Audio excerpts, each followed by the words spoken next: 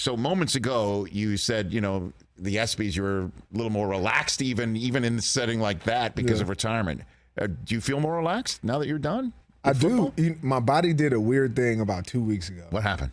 I'm trying to do this thing where I spend more time just doing the things I enjoy. So chilling, reading, writing, things like that. Right. But out of nowhere, I'm like, I got to get focused.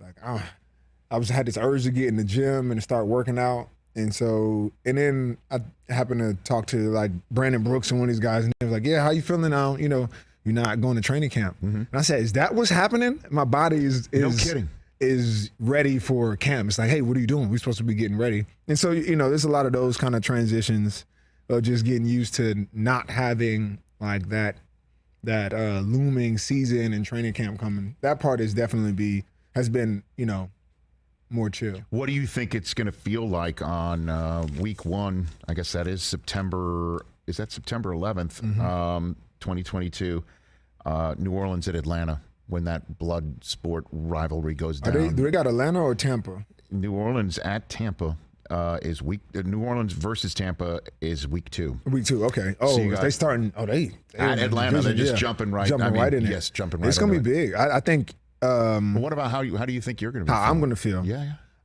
I don't think I'm going to like miss the game like that. I do find myself watching old games though. What do you mean? So I didn't watch a lot of football growing up. I like to play in the streets. So I never really had a ton of like NFL role models. And so now I'm going back and looking at like all of these old games. What made Ed Reed great? What made Ray Lewis great? And I really love the game. And so as a fan of the game, I've never had that opportunity to actually like, have that vantage point. So I'm looking forward to actually just being able to sit and evaluate a game from the seat of a fan because I love like the game.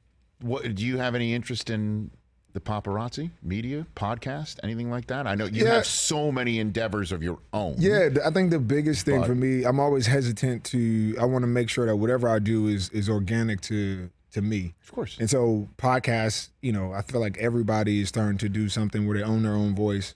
And I'm conceptualizing some things, but I want it to be something that I feel passionate about, talking about consistently, which oftentimes is a little bigger than sports. It's a little bigger than social commentary. But yeah, I think you'll see some of that stuff coming out soon. Okay. Well, I mean, I think you'd be terrific at it. Yeah. You have so much to say. You have so many experiences. You have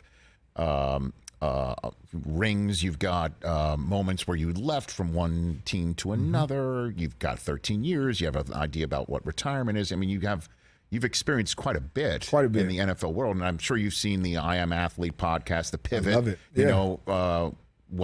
Those are shows that I think you would either fit into or have your own version of it.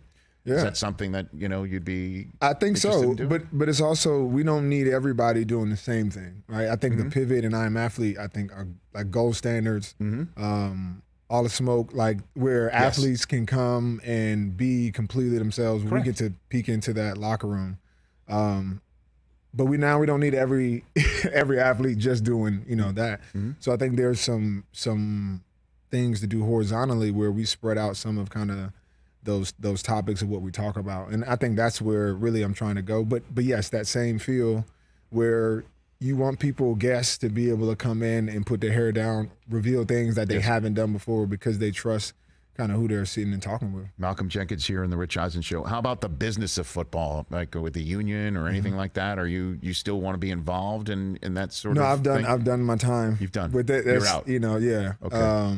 But it is one of those things that I'm always, available. I make myself available to pass down those lessons because, I have, from the business standpoint, I've learned a lot in those 13 years coming in as a rookie, like you said, having to change teams, having a role from just a at-large member of the union all the way to the executive committee, having to negotiate, things with the league just as a group of players for things outside of football. Like I've had those experiences, and so and now there's a new kind of group of leadership, and so I find myself more so in an advisory role, just to pass down those lessons as they take the game further than we did.